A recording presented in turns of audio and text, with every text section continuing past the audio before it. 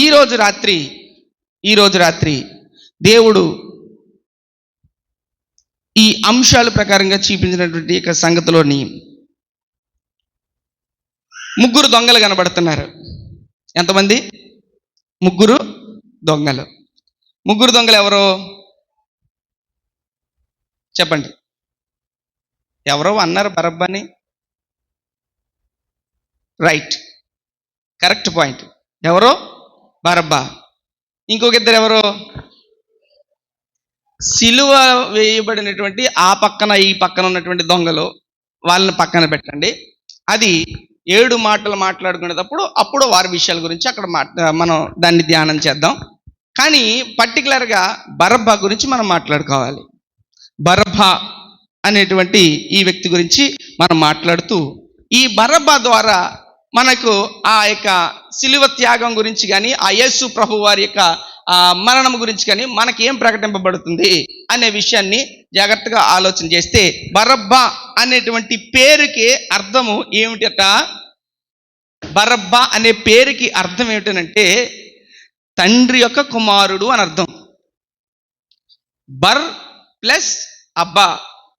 బర్ అనగా కుమారుడు, అబ్బా అనగా తండ్రి. తండ్రి యొక్క కుమారుడు అని అర్థం. కానీ జాగ్రత్తగా ఆలోచన చేస్తే పేరుకి లైఫ్కి సంబంధం లేదు.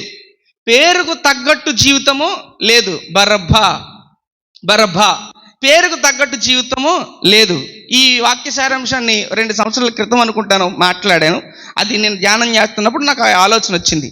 ఈ బరబ్బా అనేటువంటి ఇతడు అతని పేరు చూస్తే పేరేమో అద్భుతంగా ఉంది, ఆ మనిషి యొక్క క్వాలిటీ చూస్తే డిఫరెంట్గా ఉంది.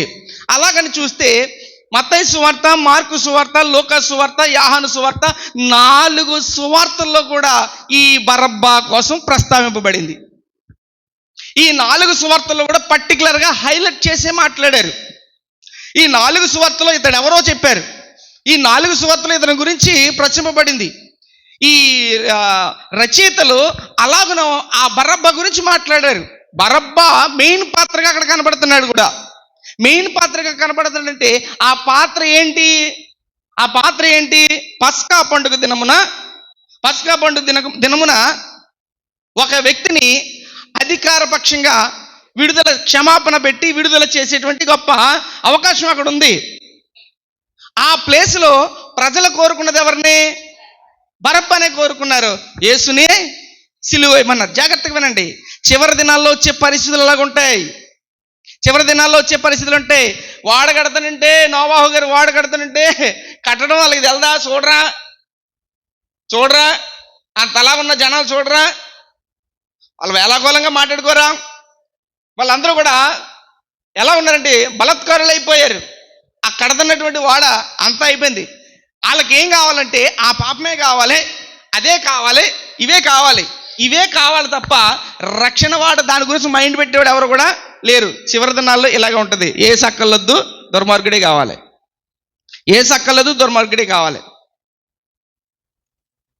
పిలాతు గారు తీర్పు చెప్పిన తర్వాత ఆయన చేతులు కడుక్కుంటాడు. ఈ పాపం నా మీదను మా పిల్లల మీదను ఉండకుండా కానీ చెప్పుకుంటే వీళ్ళేమన్నారు? మా మీద మా పిల్లల మీద ఏడట ఆ రక్తము, ఆ పాపము, లేకపోతే అదంతా కూడా మాకు రాని పర్లేదు, కానీ సిలువ మాత్రం. అంటే ఎంతగా తెగించేసిన జనాంగమో ఆలోచన చేయండి. ఎంతగా తెగించేసిన జనం. అలాంటి తెగించేసిన జనం ఎవరిని కోరుకుంటున్నారు? అలాగే తెగించిన జనం కోరుకునేది బరబ్బాని కోరుకుంటున్నాడు. వీళ్ళు కోరుకునేది బరబ్బా అనే పేరుకి అర్థం ఏంటి? తండ్రి కుమారుడు. కానీ పేరుకి దీనికి ఏమైనా సంబంధం ఉందా? లేదు. దీనికి దానికి సంబంధం లేదు. అయితే ఈ 4 సువార్తల్లో కూడా బరబ్బా గురించి మాత్రం ప్రస్తావింపబడింది. ఈ రాత్రి ఆ బరబ్బాలో ఉన్నటువంటి ఆ యొక్క విషయాలను మనం ధ్యానం చేస్తున్నాం కనుక ప్రతి ఒక్కరూ చాలా జాగ్రత్తగా మనస్సు పెట్టి వినాల్సిందే. ఎందుకనంటే దేవుడు తెలియపరిచేటువంటి ఆ మాటలను బట్టి మనం ఏం మార్చుకోవాలి, ఏం తెలుసుకోవాలి, ఎలా నడవాలి అనేటువంటి విషయాన్ని మాత్రం అర్థం చేసుకోవాలి. ఇప్పుడు మొట్టమొదటిగా మత్తయి గారు ఏం పలుకుతున్నారు అనంటే, మత్తయి సువార్తలో 27వ అధ్యాయము మత్తయి సువార్త 27వ అధ్యాయము 16వ వచనం నుంచి ఒకసారి చదువుదాం. 15వ వచనం. జనులు కోరుకొనిన యొక్క ఖైదీని పండుగలో విడుదల చేయుట అధిపతికి వాడుక. ఆ కాలమందు బరబ్బా అను ప్రసిద్ధుడైన ఒక ఖైదీ చెరసాలలో ఉండెను. ఆగండి, అతడు చూడండి, ఆ కాలమందు బరబ్బా అను ప్రసిద్ధుడైన ఒక ఖైదీ చెరసాలలో ఉండెను. ప్రసిద్ధుడైన ఖైదీ ఏం చెప్తున్నాడు అక్కడ? ఖైదీకి కూడా అంత అవార్డు ఇవ్వచ్చా? ప్రసిద్ధుడైన ఖైదీ, ప్రసిద్ధుడైన ఖైదీ అంటే పేరుగాంచిన వాడు అన్నమాట. దాని అర్థం ప్రసిద్ధిని పొందినటువంటి వాడు, పేరుగాంచిన వాడు. ఆగండి, అందులోంచి మనం నేర్చుకోవాల్సిన సంగతి ఈ బరబ్బా గురించి మాట్లాడుతున్నాను. ఈ బరబ్బా విషయంలో మత్తయి సువార్తలో పలికినటువంటి ఆ మాట ఏంటంటే ప్రసిద్ధుడైన ఖైదీ అట. ఆ కాలమందు ప్రసిద్ధుడైన ఖైదీ అని మాట్లాడుతున్నాడు. ప్రసిద్ధుడే, రైటే. ప్రసిద్ధుడు అంటే ఏంటి అంటే వాడికి ఏం పెరిగింది? గౌరవం పెరిగింది, గౌరవం పెరిగింది.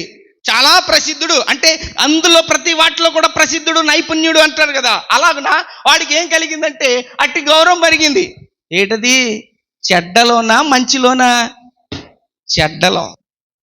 అందుకునే ప్రసంగి గ్రంథం 7వ అధ్యాయంలో అంటాడు, సుగంధ తైలము కంటే మంచి పేరు ఏం కావాలట? మంచి పేరు మేలు. పేరు ఎలాగుందంటే తండ్రి యొక్క కుమారుడు అని అనిపించుకునేటువంటి పదం ఉంది. కానీ బ్రతుకులో ఖైదీ అన్నాడంటే ఎంత దుర్మార్గుడై ఉంటాడో. మిగతా విషయాల్లో చెప్పిన వాటిలో మనం ధ్యానం చేద్దాం. ఈ యొక్క ప్రసిద్ధుత ఎందులోనట? తన యొక్క దుర్మార్గతలో, తాను కలిగినటువంటి ఆ యొక్క చెడు వాటిలో, దాంట్లో ప్రసిద్ధి. అట్టి వాటిలో కొంతమంది పేరు పొందుతారు, కొంతమంది మంచి వాటిలో పేరు పొందడానికి పరిగెత్తాలి తప్ప చెడ్డ వాటిలో పేరు పొందడానికి కాదు. మంచి వాటిలో పేరు పొందాలి. నీ పేరు ఆటోమేటిక్గా నీ మంచితనాన్ని బట్టి, లేకపోతే నువ్వు నడిచే నడవడికను బట్టి ఏమవుతుందో తెలుసా? నీకు తెలియకుండానే అది ప్రశంసింపబడుతూ ఉంటుంది, తెలియకుండానే అది వస్తుంది. నువ్వు దానికోసం పరిగెట్టగలదు. కృపాక్షేమములే ఎక్కడొస్తాయంట? ఆ మంచి అనేది నువ్వు నడిచే నడవడికను బట్టి నీ వెనకాల వస్తుంది. కానీ ఇక్కడ ఈ బరబ్బా ఎలాగునా యేసుకు బదులుగా అప్పటికే యేసు ప్రభు వారిని విడుదల చేద్దాం అని అన్నా సరే వద్దు, కొరడ దెబ్బలు కొట్టి ఆపేద్దామన్నా సరే వద్దు.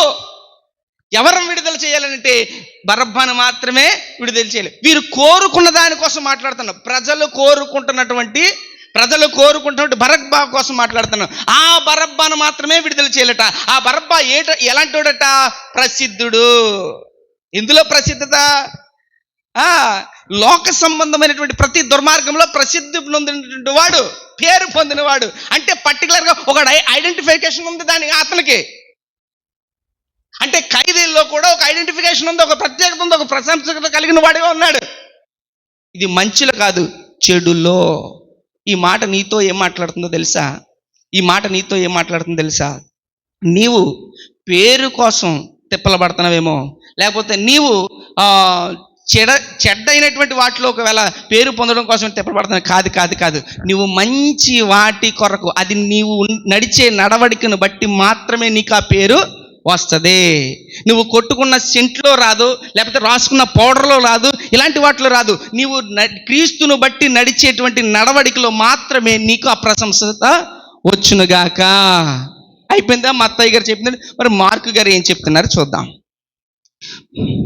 మార్కు సువార్త 15వ అధ్యాయము 7వ వచనం 6వ వచనం చదువుదాం. ఆ పండుగలో వారు కోరుకొని ఒక ఖైదీని పిలాతు విడిపించువాడు అధికారులను ఎదిరించి, ఆ మాటను అండర్లైన్ చేసుకోండి, అధికారులను ఎదిరించి కలహములో నరహత్య చేసిన వారితో కూడా బంధింపబడి ఉండిన బరబ్బా అను ఒకడుండెను. జనులు గుంపుగా కూడి వచ్చి అతడు అది వరకు తమకు చేయుచు వచ్చిన ప్రకారము చేయవలనని అడుగగా. అబ్బబ్బబ్బబ్బబ్బా, మనుషులు ఎంత ప్రజలు కూడా ఎంత దుర్మార్గంగా ఆలోచిస్తున్నారో చూడండి. ఆ మాటను మీరు జాగ్రత్తగా చదవండి. జనులు గుంపుగా కూడి వచ్చేట అతడు అది వరకు తమకు చేయుచూ వచ్చిన ప్రకారంగా అప్పటి వరకు చేశాడు కదా, అలాగే చేస్తూ ఉంటాడు. అతడే రావాలి. అప్పటి వరకు చేశాడు కదా, అతడు వస్తేనే మాకు ఆనందం. అంటే కొట్టేవాడే కావాలి. ఇక్కడ ఎలాంటి వాడట? మార్కు సువార్తలో చెప్పబడిన మాట, అధికారులను ఎదిరించి. మొట్టమొదటిది అధికారులను ఎదిరించేవాడు. అతడు అధికారులను ఎదిరించేవాడు అంటే, ఇంకో మాట చెప్పనా, నేను అధికారిని ఎదిరిస్తున్నాను, నా పక్క నుండి నాకు సపోర్ట్గా నిలబడ్డాడు, వాడు కూడా ఎదిరించేవాడేనా? కాదా? ఎదిరించేవాడు. అధికారులను ఎదిరించేవాడు అంటే నీ పైన అధికారిగా ఉన్నటువంటి వాని యొక్క మాటలని కూడా తిరస్కరించేవాడు, ఎదిరించేవాడు, మాట విననొల్లని వాడు. అంటే ఆపోజిట్ పర్సన్. అంటే నేను అంటున్నాను, అలాంటి బరబ్బాలో ఉన్నటువంటి గుణం మనలో ఉందేమో ఒకసారి ఆలోచన చేయాలి. ఎదిరించే గుణం, అధికారిని ఎదిరించే గుణం. అధికారం మరి వాక్యం ఏం చెప్తుంది? తీతు పత్రిక తీయండి. తీతు పత్రిక 3వ అధ్యాయము 1వ వచనం, మొదటి వచనం చదవండి. తీతు పత్రిక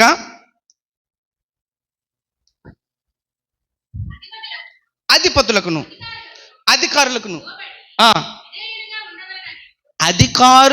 అధిపతులకును విధేయత కలిగి లోబడి ఉండాలి. చాలమ్మా, లోబడి ఉండాలి. ఈలోగా 1 తిమోతి పత్రిక 2:2 తీయండి. అధికారులకు నువ్వు లోబడి ఉండాలి. ఇక్కడ బరబ్బా అధికారము, ఎలాగ అధికారులను ఎదిరించేవాడు. తర్వాత రాజుల కొరకును, అధికారులందరి కొరకును విజ్ఞాపనలు, ప్రార్థనలు, యాచనను, కృతజ్ఞతాస్తుతులను ఏం చేయాలట? అధికారుల కొరకు పర్టికులర్గా నువ్వు ఏం చేయాలా? ప్రార్థన చెయ్యాలి. అసలు ఏమైనా కనబడుతున్నాయా ఇందులోని? బరబ్బాలో ఏమైనా కనబడుతున్నాయా? బరబ్బా అధికారులను ఎదిరించేవాడు. అంటే నేను అంటున్నాను, ఆ లక్షణంగా నీలో ఉందా? ఎందుకు ఈ మాటను చెప్తున్నానంటే, యేసు క్రీస్తు ప్రభువారు బరబ్బాను విడుదల చేయండి, యేసునే సిలువ వేయండి అని చెప్పిన ప్రజలు ఎవరిని కోరుకుంటున్నారో ఆలోచన చేయండి. ఈ ప్రజలు ఎవరిని కోరుకుంటున్నారో ఆలోచన చేయండి. ఎవరిని కోరుకుంటున్నారు? బరబ్బాను కోరుకుంటున్నారు. బరబ్బా ఎలాంటోడో చెప్పబడుతుంది. ఏంటట? ప్రశంసింపబడినటువంటి, అనగా ప్రసిద్ధుడైనటువంటి ఖైదీ. ఆయనే కోరుకుంటున్నారు. అంటే ఆయన్ని కోరుకుంటున్నారనంటే ఈ బ్యాచ్ కూడా ఎలాంటి బ్యాచ్? ఈ బ్యాచ్ కూడా అదే బ్యాచ్. తర్వాత రెండోది ఆ అధికారులను ఎదిరించేటువంటి బ్యాచ్, అధికారులను ఎదిరించేటువంటి మనస్సు. అంటే వీళ్ళు అతన్నే కోరుకుంటున్నారంటే ఈ ప్రజలు కూడా ఎలాంటి వాళ్ళట? అలాగే ఎదిరించేవారు. జాగ్రత్తగా వినాలి. ప్రజలు ఎవరిని కోరుకుంటున్నారు? యేసునా బరబ్బానా? అంటే బరబ్బాని మాత్రమే కోరుకుంటున్నారు. ఈ బరబ్బాలో ఉన్నటువంటి ఈ రెండో లక్షణం ఏంటట? అధికారులను ఎదిరించేవాడు. కానీ దైవ లక్షణం ఏంటో తెలుసా? అధికారులకు లోబడి ఉండాలి, అధికారులకు కొరకు ప్రార్థన చేయాలి. ఇక 3వ మాట రోమీలకు రాసిన పత్రికలో ఉంటుంది చూడండి. రోమీలకు రాసిన పత్రిక 13వ అధ్యాయము, 13వ అధ్యాయము మొదటి వచనం చదవండి. ప్రతివాడును అధికారులకు లోబడి ఏలయనగా 2వ వచనం చదవండి. కాబట్టి అధికారమును ఎదిరించువాడు దేవుని నియమమును ఎదిరించుచున్నాడు. తర్వాత ఎదిరించువాడు తమకు తామే శిక్ష. ఎవరిని ఎదిరిస్తేనే? నీ మీద అధికారిగా ఉన్నవారిని నువ్వు ఎదిరించకూడదు. నీ మీద అధికారిగా ఉన్నటువంటి ఇది దైవ లక్షణం. నేను ఆత్మీయత కొరకు నేను చెప్తున్నాను. దైవ లక్షణం. ప్రజలు ఎవరు కోరుకుంటున్నారు? ఎదిరించేవాడిని కోరుకుంటున్నారు. దైవ లక్షణం ఏంటి? లోబడి ఉండాలి, ప్రార్థన చేయాలి. ఒకవేళ ఎదిరిస్తే ఏమవుతుందట? తమకు తామే శిక్ష తెచ్చుకుంటాడు. ఎవరు పిల్లలు పరిగెడుతున్నారు? తమకు తామే శిక్ష తెచ్చుకున్నవారు. మనము దైవ లక్షణములు కలిగిన వారముగా, దేవుని కుమారులు అనబడిన వారముగా ఉన్న వారం అయితే అధికారుల కొరకు ప్రార్థన చేయవారిగా ఉండాలి, అధికారులకు లోబడి ఉన్న వారిగా ఉండాలి. తర్వాత వారిని మళ్ళీ ఆపోజిట్గా వాళ్ళని అధికారులు అంటే ఇంకొక మాట, సంఘము మీద కూడా దేవుడు ఏమిచ్చాడు? కాపరిగా ఆ అధికారాన్ని ఇచ్చి, అనగా సేవకుని విషయంలో కూడా నీవు చాలా కంట్రోలింగ్గా ఉండాలి, కంట్రోలింగ్గా ఉండాలి. దానికి శిక్ష వారే విధిస్తారని ఉంది. వారికి శిక్ష, దానికి శిక్ష వారే విధిస్తారని ఉంది. మాట చెప్తున్నాను, నీ మీద అధికారిగా పెట్టినప్పుడు ఆ అధికారానికి నువ్వు లోబడు. ఇది దైవ లక్షణం. అయిపోయిందా? రెండో మాట, కలహములో నరహత్య చేయు వారితో కూడా బంధింపబడి ఉండిన బరబ్బా. కలహములలో నరహత్య చేసిన వారిలో, కలహములో నరహత్య చేసిన వారిలో, కలహములో జాగ్రత్తగా వినండి. కలహము అంటే ఏంటి? వినాలి. కలహం అంటే ఏంటి? గొడవల్లో నరహత్య అంటే మేము ఎవరిని చంపలేదండి, మేము ఎవరిని నరకలేదండి, మేమేమీ చేయలేదనేది. చూడండి, లోకాసు వార్తలో కూడా భక్తుడు రాస్తున్నాడు. లోకాసు వార్త తీయండి. లోకాసు వార్త 23వ అధ్యాయము, లోకాసు వార్త 23వ అధ్యాయము 19వ వచనం. లోకాసు వార్త 23. అయితే 25 నుంచి చదివేయండి అమ్మా. 16 నుంచి చదవండి. కాబట్టి నేను అతన్ని శిక్షించి విడుదల చేయుదునని వారితో చెప్పగా వారందరూ విని వీరిని చంపివేసి మాకు బరబ్బాను విడుదల చేయమని ఏకగ్రీవముగా కేకలు వేసిరి.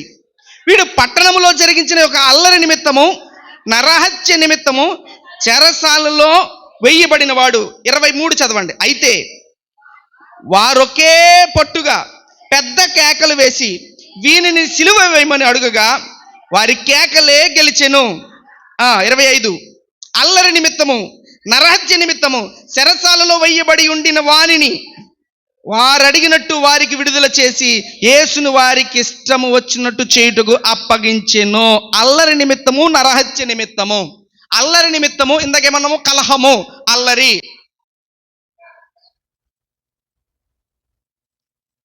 పిల్లల డిస్టర్బెన్స్ ఉండకూడదు, సరిగ్గా కంట్రోల్లో కూర్చోవాలి. మీ కొరకు మళ్ళీ మనం వాక్యం ఆపలేము, ఇక్కడ కూర్చోవాలి నిశ్శబ్దంగా.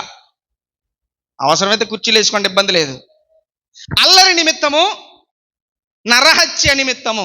నరహత్య. అల్లరి అనగా ఇక్కడ మనం ఏమన్నాం? కలహముని మన మార్కులో కూడా చదువుతున్నాం. కలహము, అల్లరి అంటే ఈ బరబ్బ ఎక్కడుంటే అక్కడ ఏముంటుందట? అల్లరి ఉంటుంది. బైబిల్ ఏముంది? అల్లరితో కూడిన ఆటపాటలు అస్సలు నో ఎంట్రీ. సంఘంలో కానీ కుటుంబంలో కానీ అసలు ఎంటర్ అవ్వకూడదు, అల్లరి. కానీ బరబ్బ ఎక్కడుంటే అక్కడ ఆ బరబ్బను కోరుకున్నది ఎవరు? నేను అంటున్నాను, చెప్పబడిన వాటిలో ఏ లక్షణం నీలో ఉన్నా సరే బరబ్బను కోరుకున్నవాడివే తప్ప నువ్వు యేసును కోరుకున్నవాడు కాదు. నువ్వు బరబ్బా లక్షణాలను కోరుకున్నవాడివే తప్ప యేసును కోరుకున్నవాడు కాదు. ఇక్కడ బరబ్బాలో ఉన్న లక్షణాల గురించి చెప్తున్నాను. ఈ బరబ్బా ఇక్కడ అల్లరి సృష్టించేవాడు, దానితో పాటు ఏటట? నరహత్య. వాక్యం ఏం చెప్తుందో తెలుసా? నరహత్య, మోహపు చూపు దేనితో సమానం? వ్యభిచారంతో సమానం. ఎదుటివాని నువ్వు దూషణగా మాట్లాడడం కూడా అది ఏటట? నరహత్య. మన నాలికే ఏం చేస్తుంది? నరహత్య. అంటే ఎదుటి వాని మనసును చంపు విధముగా, ఎదుటి వాని మనసును కృంగదీసి విధముగా, ఎదుటి వానిని మనసును విరగగొట్టు విధముగా మాట్లాడేది నరహత్య. అది నీ నాలుకతో మాట్లాడు. నువ్వు కత్తట్టుకోగలదు, కటార్లట్టుకోగలదు, ఏమి చేయగలదు. అదే 64వ సామెతలు తీయండి ఒకసారి. సామెతల గ్రంథము 12వ అధ్యాయము. సామెతల గ్రంథం 12వ అధ్యాయము. సామెతల గ్రంథం 12వ అధ్యాయము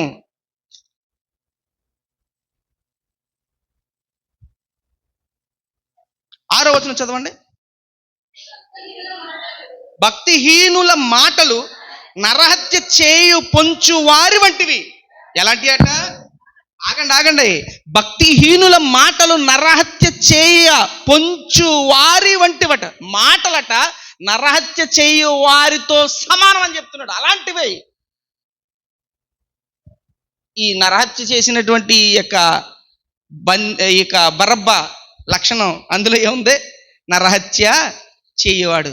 ఇప్పుడు నరహత్య ఎలాగో చెప్పబడుతుంది? మాటలు అంటే ఆడు భక్తిహీనుడు. మాటలు నరహత్య చేయు వారితో పొంచి అలాంటివి. తర్వాత కీర్తనలు 64 తీయండి. కీర్తనలు 64 విషయాలు తెలియాలి. నీలో ఆ బరబ్బాలో ఉన్నటువంటి లక్షణాలను కోరుకునేటువంటి మనసు ఉంటే ఈ రాత్రి అవి తొలగిపోవును గాక. దేవుడు అందుకొరకు నీతో మాట్లాడుతున్నాడు.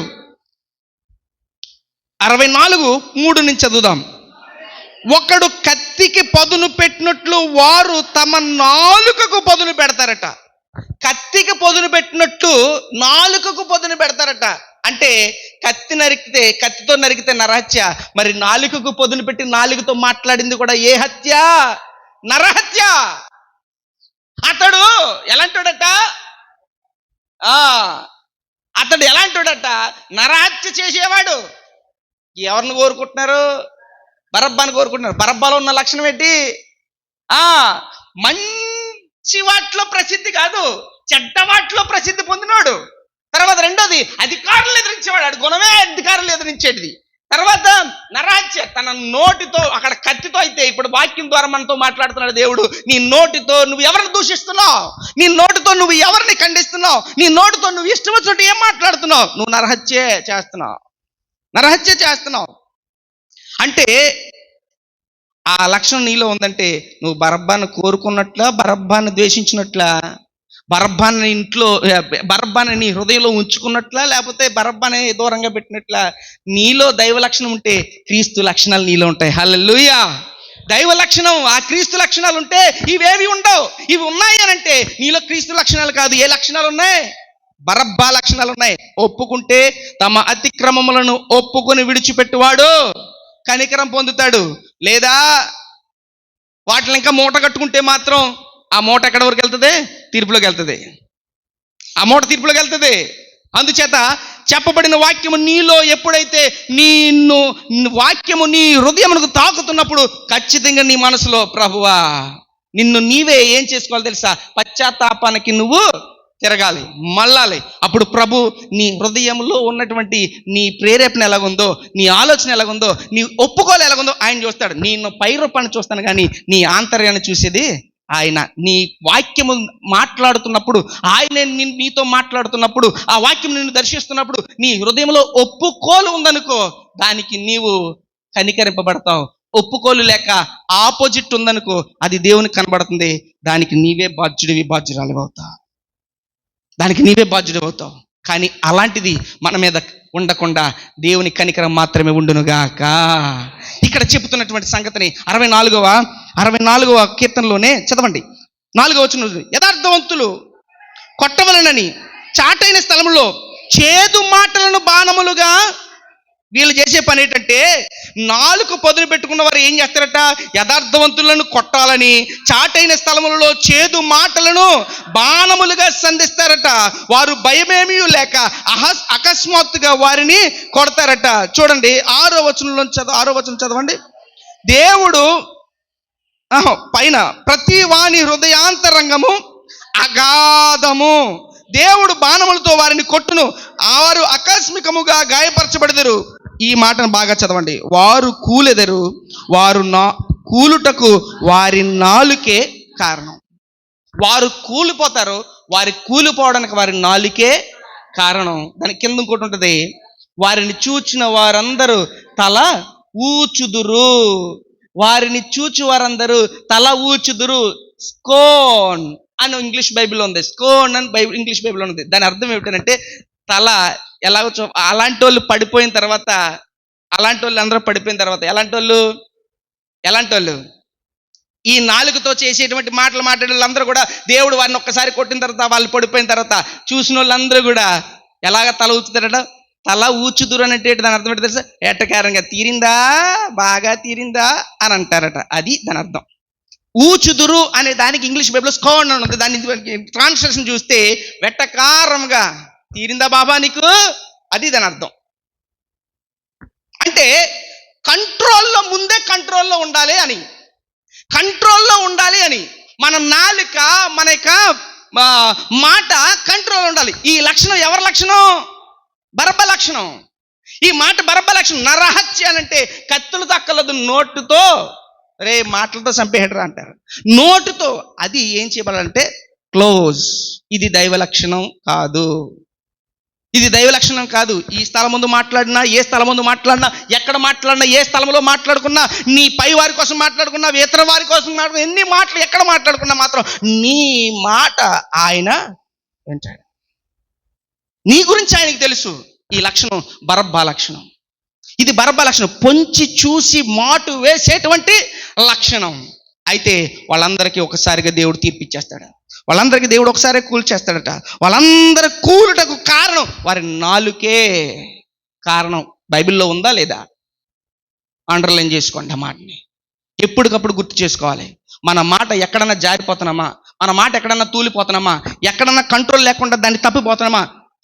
ఈ రాత్రి దేవుడు మాట్లాడుచుండగా, ఈ వాక్యం ద్వారా మాట్లాడుచుండగా, నేను ఇంకా ఏమి మార్చబడాలి, నాలో ఏమి చేంజ్ అవ్వాలి, నాలో ఇంకా ఏమి మార్పు చెందాలి, క్రీస్తు యొక్క ఆ యొక్క శరీరం మీద పడినటువంటి గాయములు నా కొరకు, నీ కొరకు, మనందరి కొరకు ఆయన ఆ ప్లేస్ను భర్తీ చేసి ఆయన చేస్తున్నటువంటి దానికి ఇక్కడ బరబ్బాని ప్రజలు కోరుకుంటున్నారు. కానీ ఈయన అయితే మాత్రం ఆ శిక్ష విధించాడు. అయితే ఇప్పుడు దానిని బట్టి నేను బరబ్బా లాంటి, అంటే కృతజ్ఞత లేని వాడిగా, బరబ్బా లాంటి వాడిగా నేను ఉండాలా? క్రీస్తు యొక్క మాటల ద్వారా నేను నిలబడిన వాడిగా, ఆయన మార్పు చెందిన వాడిగా, కృతజ్ఞత కలిగిన వాడిగా ఉండాలా అని ఒక్కసారి మనలో మనము పశ్చాత్తాప్తులమయ్యాలి. ఇక్కడ తీయండి ఆ లూకాసు వార్తలో ఒకసారి తీయండి. ఆ లూకాసు వార్తలో ఉన్నటువంటి మాట, అల్లరి నిమిత్తమును నరహత్య నిమిత్తమును చెరసాలలో వేయబడిన వాడు. ఇతనికి ఉన్నటువంటి ఈ పేరేంటో తెలుసా? అల్లరి నిమిత్తము నరహత్య నిమిత్తము చెరసాలలో వేయబడిన వాడు. ఎవరు చెప్తున్నారు? లోకా గారు చెప్తున్నారు. ఆ మాట లోకా గారు చెప్తున్నారు. బరబ్బా గురించి లోకా గారు చెప్తున్నారు. ఆ మాట ఇక్కడ తెలియపరచబడుతుంది. పోనీ నాలుగో సువార్తలోకి వద్దాం. నాలుగో సువార్త ఏంటి? యోహాను సువార్తకు రండి. యోహాను సువార్త 18వ అధ్యాయం. ఆయన ఏమంటున్నారు? 18వ అధ్యాయం 40వ వచనం చదవండి. 39 చదివేద్దాం. ఆయనను పస్కా పండుగలో నేనొకను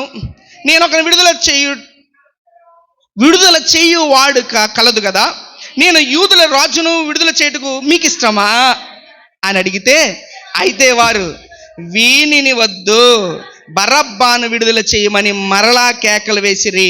ఈ బరబ్బా ఎవరట? ఈ బరబ్బా బందిపోటు దొంగ. ఈ బరబ్బా బందిపోటు దొంగ. ఈ బరబ్బా బందిపోటు దొంగ అంటే ఎత్తుపోయేవాడు, దొంగ, ఎత్తుపోయేవాడు. ఈ దొంగ. యోహాను గారు ఏం చెప్తున్నాడంటే ఇతను బందిపోటు దొంగ అని చెప్తున్నాడు. మత్తయి సువార్తలో చెప్పబడింది ఏంటి? ప్రసిద్ధుడైన ఖైదీ. తర్వాత మార్కు సువార్తలో అధికారులను ఎదిరించేటువంటి వాడు. తర్వాత నరహత్య, తర్వాత అల్లరి చేసి నరహత్య చేసేవాడు. తర్వాత 4వ సువార్తలో దొంగ, బందిపోటు దొంగ. వీళ్ళు అంత పర్టికులర్గా దీన్ని ఏం చేస్తున్నారంటే 4 సువార్తల్లో మొత్తం టోటల్గా చెప్తున్నారు. బందిపోటు దొంగ లక్షణం ఏంటి? బందిపోటు దొంగ లక్షణం. వీళ్ళు కూడా అప్పుడు కూడా కేకలు, అక్కడ కూడా వేసిన కేకలు ఏ కేకలు? వీనిని వద్దు, మాకు బరబ్బాయే కావాలి. చివరి దినాల్లో ఉండేటువంటి క్రియలు, మనుషుల యొక్క మనసులు, తలంపులు, ఆలోచనలు ఇలా ఉంటాయి. మారిపోద్ది, మొత్తం చేంజ్ అయిపోతుంది. అందులో నిజమైన క్రీస్తు వాడెవడో అక్కడ తేటపరచబడుతుంది. నిజమైన వారెవరో తేటపరచబడుతుంది. బందిపోటు దొంగ అనేటువంటి మాటలోనే కొన్ని విషయాలు చూస్తే చాలా విషయాల్లో మనలో ఆ దొంగ లక్షణాలు ఖచ్చితంగా కనబడుతున్నాయి. మనలో ఆ దొంగ లక్షణాలు కనబడుతున్నాయి. ఆ దొంగ లక్షణాలు ఎలా కనబడుతున్నాయి? ఆ దొంగ లక్షణాలు ఎలా కనబడుతున్నాయి అంటే మలాకి గ్రంథం ఒక్కసారి తీయండి.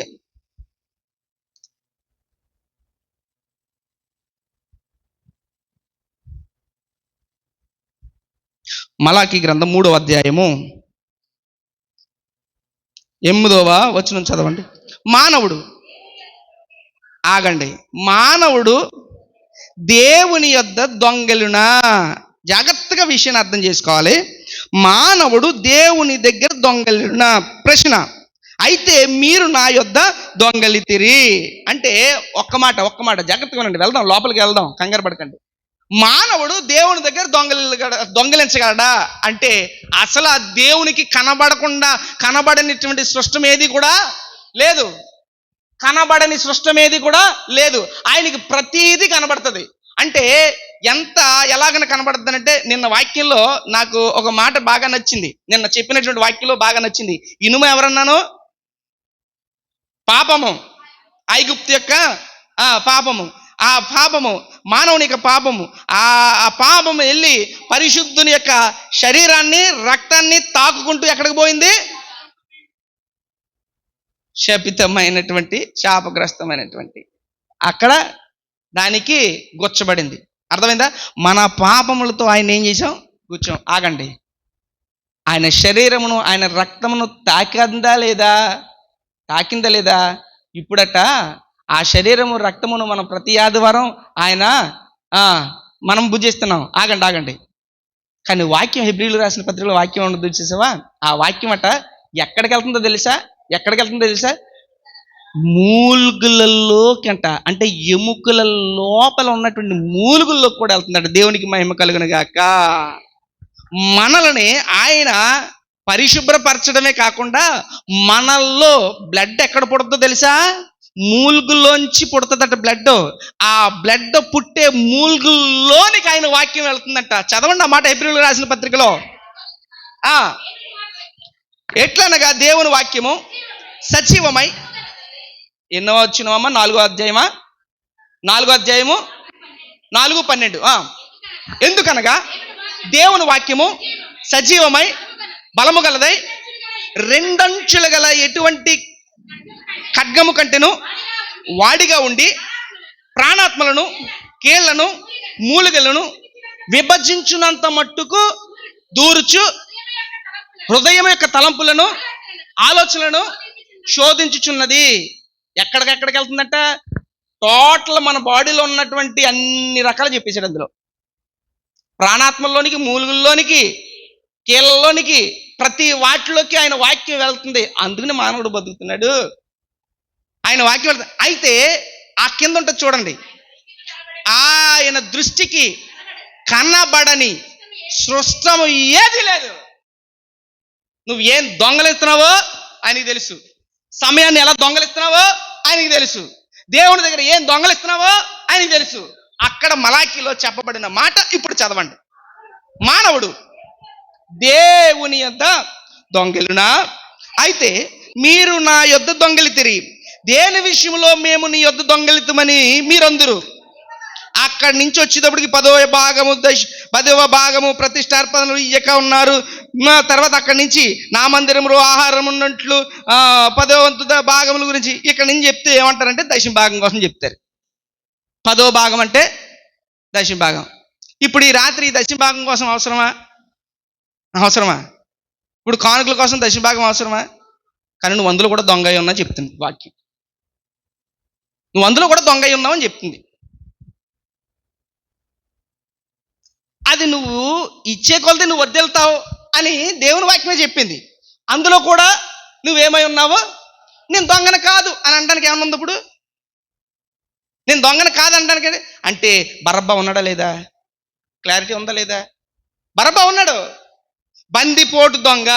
దేవుని దగ్గర నువ్వు సమయాన్ని కానీ, ప్రార్థన కానీ, నీవు చెప్పినటువంటి బాప్తిసం తీసుకున్నప్పుడు నువ్వు చెప్పినటువంటి ప్రమాణకానికి కూడా నువ్వు నిలబడలేదు. అది కూడా దొంగతనమే కదా.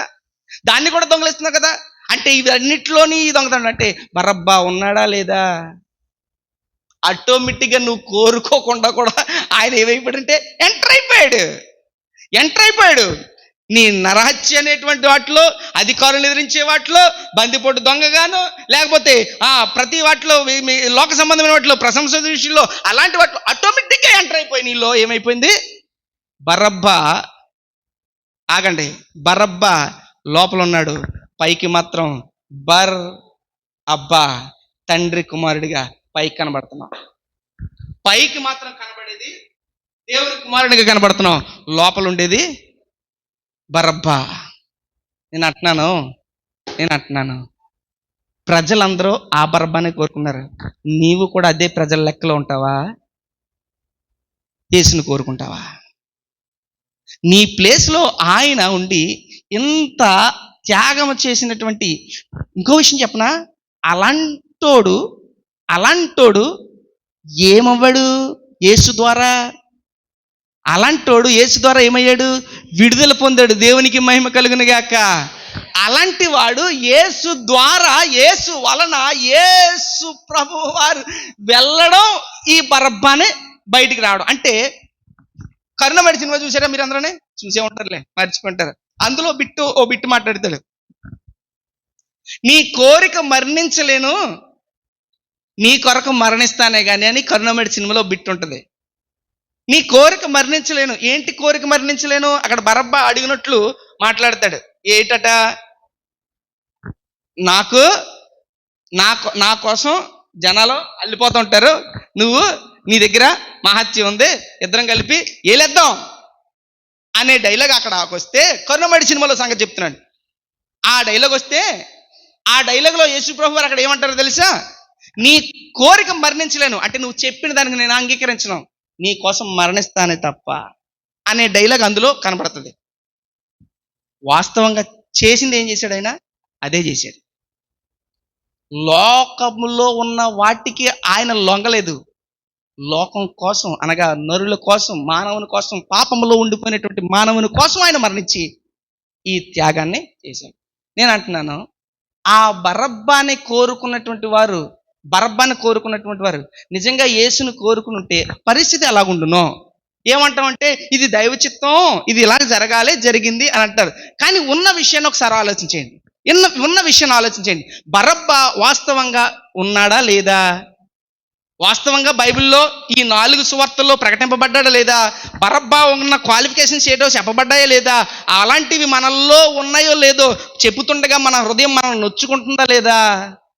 అయితే పైకి బరబ్బా కాదు, పైకి బరబ్బా అనబడినటువంటి లోపల ఉన్న లక్షణాలు కాదు, పేరుకు తగ్గ బ్రతుకు తండ్రి యొక్క కుమారుడిగా యేసుక్రీస్తు ప్రభువారు ఆ తండ్రి కుమారునిగా ఎలాగ ఉన్నాడో అదే అర్హత దేవుని కుమారులుగా మనకి ఇచ్చాడు గనుక మనము పేరుకు తగ్గట్టుగా మనము నిలబడదాం. దేవునికి మహిమ కలుగునుగాక. అంటే ఇప్పుడు నెక్స్ట్ ఫైనల్గా చెప్తున్నాను. ఈ బరబ్బా యేసుక్రీస్తు ప్రభువారు సిలువ వేయబడుతున్నారు అనే సంగతి విన్నప్పుడు ఈ బరబ్బా ఎక్కడైనా కనబడినట్లు మళ్ళీ రికార్డులో ఉందా? ఎక్కడైనా రికార్డులో ఉందా? లేదు. బరబ్బా ఏమన్నా అక్కడ ఏ మార్గాన్ని నడిచాడో, ఎక్కడున్నాడో ఏంటో అనేది ఇందులో లేదు. చరిత్రలోని కూడా చాలా మట్టుకు కనబడలేదు.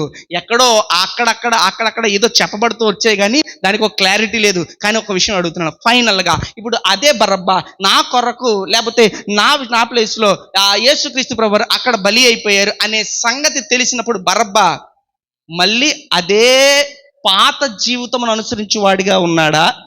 మార్పు చెందేవాడిగా ఉన్నాడా? ఆగండి. ఆ బరబ్బా ఎలాగున్నాడో, ఏం చేశాడో అనే సంగతే తెలీదు.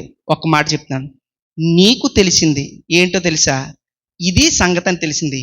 ఇది సంగతి తెలిసిన తర్వాత అలాంటి లక్షణాలు కలిగినటువంటి ఆ బరబ్బా యొక్క లక్షణాలు నీలో ఉంటే నువ్వు మార్పు చెందుతావా, అలాగే ఉంటావా? ఇది నీ ప్రశ్న, నా ప్రశ్న. అలాంటి బరబ్బాలో ఉన్నటువంటి లక్షణాలు, ఇప్పటి వరకు చెప్పిన లక్షణాలు, అలాంటి బరబ్బా నీలో ఉంటే నీవు నీ కొరకు, నా కొరకు ఆయన బలి అయినటువంటి ఆ విషయాన్ని బట్టి, మన ప్లేస్లో ఆయన ఉన్నటువంటి ఆ విషయాన్ని గుర్తించి దానికి నువ్వేం చేస్తావు? మార్పు అనగా ఈ బరబ్బాలో ఉన్న లక్షణాలు ఏది కూడా నాలో ఉండకుండా యేసు బిడ్డగా అనగా దేవుని కుమారునిగా ఉంటాను అని స్థాపించుకుంటావా, లేకపోతే నువ్వు అదే కంటిన్యూ చేస్తావా? వాళ్ళందరూ ఏమన్నారు? ఇది వరకు ఇప్పటి వరకు చేశారు కదా, మళ్ళీ అలాగే చెయ్యాలి. ఇప్పటి వరకు చేశారు కదా, అలాగే చెయ్యాలి, అలాగే ఉండాలి. అదే కోరుకుంటారా? లేకపోతే లేదు నాకు ఒక్కసారి నాకు దేవుడు ఈ మాటను తెలియపరిచిన తర్వాత అలాంటి లక్షణాలు ఏది నాలోనికి నేను రానివ్వను. ఒకవేళ ఉండి ఉంటే మార్పు చెందబడి ఆ సిలువలో ఆయన ప్రాణం పెట్టి ఆయన త్యాగమును మనం గుర్తించి ఆ ప్రకారంగా లోబడివారుగా క్షమాపణ అడిగి తిరిగి మళ్ళీ ఆయన కొరకు బ్రతికి నిలబడివారుగా ఉందామా? మనలను మనం పరీక్షించుకోవాలి. అదే పాత జీవితం ఉంటే, అదే మళ్ళీ పాత బ్రతుకుంటే, అదే మళ్ళీ బరబ్బా బ్రతుకుంటే, అలాంటి బ్రతుకుంటే చివరికి ఏంటో తెలుసా? బరబ్బాని ఎప్పటికైనా సరే ఏం చేస్తారో తెలుసా? అసలు ఆ సిలువ వేయాల్సింది ఎవరిని? బరబ్బను చంపాలి. కానీ అదే బ్రతుకు అదే బ్రతుకును కంటిన్యూ చేస్తే బరబ్బాకి క్షమాపణ ఉండదు. అదే బరబ్బా మార్పు చెందినవాడై నిజంగా ఆ యొక్క మరణాన్ని గుర్తించి ఆ సిలువలో పెట్టినటువంటి ప్రాణ త్యాగమును గుర్తించిన వాడైతే క్షమాపణ పొందగలుగుతాడు. దేవునికి మహిమ కలుగును గాక. ఈ రాత్రి ప్రభు నీతో మాట్లాడుతున్నది ఏంటో తెలుసా? నీవు ఎందులో ప్రశంసింపబడుతున్నావు? మంచి పేరులోనా, చెడ్డ పేరులోనా? నువ్వు అధికారమునకు లోబడిన వాడిగా ఉండగలుగుతున్నావా? అధికారులకు ఈ యొక్క అధికారము కలిగినటువంటి ఈ దేవుని యొక్క వాక్కు, దేవుని యొక్క శక్తివంతమైన మాటకు నువ్వు లోబడి ఉండగలుగుతున్నావా? అది గుర్తించాలి. నీ నాలుక నీకే ఏమైపోతుందంటే ఉరిగా మారిపోతుంది. నీ నాలుక అనగా నీదేమైపోతుందంటే నరహత్య అనబడింది. ఈ నాలుకే ఇదే కారణం. అందుకనే ఆ అంశాలు మీరు చదువుకున్న తర్వాత ఆ దాన్ని కూడా మార్చబడిన వారిగా నీవు ఉండాలి. ఆ ప్రకారంగా కూడా నువ్వు జీవించాలి. ఎలాగునా ఈ నరహత్య అనేటువంటి లక్షణం నీలోని రాకుండా. తర్వాత ఫైనల్గా ఏంటి? దొంగ. ఏ దొంగ? బందిపోటు దొంగ. ఆ యొక్క లక్షణాలు మనలో ఉన్నాయి అంటే క్రీస్తు కాదు ఉన్నది, బరబ్బా ఉన్నాడు మనలో. ఆ క్రీస్తు యొక్క మరణము, ఆ శిలువ త్యాగము నువ్వు గుర్తించిన వాడివైతే బరబ్బా పోవాలి. క్రీస్తు అనబడినటువంటి ఆత్మశక్తి చేత నువ్వు నింపబడాలి. నిజమైన బరబ్బా అనబడిన తండ్రి యొక్క కుమారుడు అనగా దేవుని కుమారునిగా నీవు దేవుని రాజ్యములో స్థిరముగా నిలుపబడుదువుగాక. ఆమేన్. ఈ రాత్రి దేవుడు బరబ్బా అనేటువంటి ఆ యొక్క వ్యక్తిలో నుండి ఏ అంశాలైతే ఉన్నాయో ఆ అంశాల ద్వారా నీలో అవి ఉంటే గనక ఈ రాత్రి అవన్నీ తొలగిపోవట కొరకు ఆ సిలువలో ఆయన బలి అయినటువంటి ఆ ప్రాణ త్యాగము కొరకు నువ్వు గుర్తించి ఆ ప్రకారంగా మళ్ళీ తిరిగి పశ్చాత్తాప్తుడై దేవా వాటన్నిటిని నేను ఏం చేస్తున్నాను? విడిచిపెడుతున్నాను. అవి కానీ నాలో ఉంటే నేను చేంజ్ అవ్వాలి. అవి తెలుసుకుని మళ్ళీ అతిక్రమం దాచిపెట్టుకుంటున్నానేమో కాదు, దాన్ని వాటిని ఒప్పుకొని విడిచిపెట్టేవాడిగా, నీ కనికరము పొందువాడిగా నేను ఉండాలి. ఇక మీదట నేను అలాగనే ఉంటాను. ఈ రోజు ఈ రాత్రి ఈ యొక్క వాక్యము ద్వారా నేను ఇది గుర్తించాను ప్రభువా, నన్ను అలాగనే ఇంకా నన్ను బలపరచు ప్రభువా అని మనం ప్రార్థనలోకి వెళ్దాం. దేవుడి మాటలు దీవించి ఆశీర్వదించును గాక. ఆమేన్. ప్రార్థనలోకి వెళ్దాం.